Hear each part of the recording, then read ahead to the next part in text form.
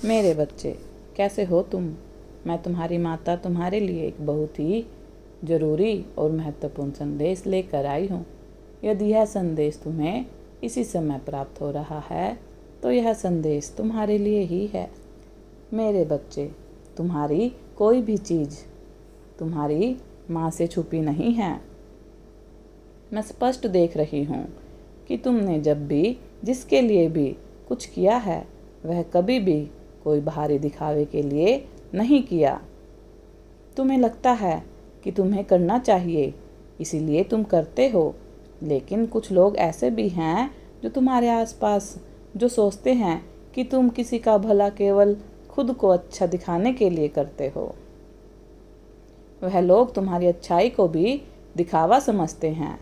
मेरे बच्चे, मैं जानती हूँ तुम्हें लोगों के इस व्यवहार से बहुत बुरा लगता है, क्योंकि तुम्हें लोगों के साथ अच्छा व्यवहार करने के बाद भी वह सम्मान और वह व्यवहार उनसे वापस नहीं मिलता।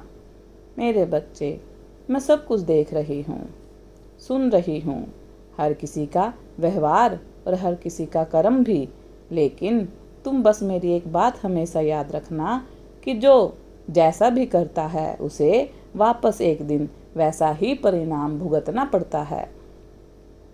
इसीलिए लोग चाहें तुम्हें जैसा भी समझे, तुमसे जैसा भी व्यवहार करें, लेकिन तुम स्वयं को कभी मत बदलना, अपनी अच्छाई कभी मत छोड़ना, क्योंकि तुम्हारी इसी अच्छाई को देखकर कुछ लोग अपनी गलतियों को समझते हैं और खुद में जो बुराई है उसे अच्छाई में बदलने की कोशिश करते हैं। तुम नहीं जानते, लेकिन लोग तुमसे भी कुछ बहुत सीखते हैं। मेरे बच्चे, तुम अपने अंतःकरण से संपूर्ण श्रद्धा और विश्वास के साथ मुझसे जुड़ गए हो। तब से तुम्हारे जीवन की असली परीक्षाएं प्रारंभ हो गई। यह परीक्षाएं केवल इस भौतिक संसार तक सीमित नहीं होगी, बल्कि वे तुम्हारे आंतरिक और आध्यात्मिक स्तर पर भी होंगी। कुछ परीक्षाएं ऐसी होती हैं जिन्हें तुम अनजाने में पार कर जाओगे, और कुछ ऐसी होती हैं जिनका सामना तुम्हें पूर्ण सजगता और चेतना के साथ करना होगा।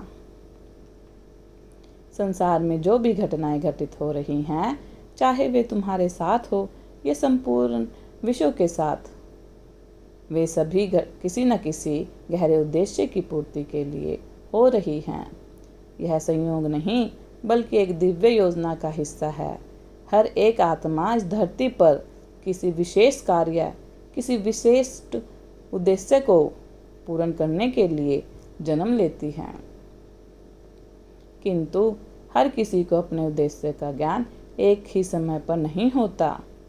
किसी को जल्दी मिल जाता है तो किसी को कुछ समय लगता है, लेकिन जब तक वह आत्मबोध व जागरूकता तुम्हारे भीतर उत्पन्न नहीं होती, तब तक तुम्हें इस संसार के नियमों का सम्मान करते हुए धर्म के मार्ग पर चलना पड़ेगा। तुम्हारा आचरण, विचार और कर्म सब धर्ममय और सात्विक होने चाहिए।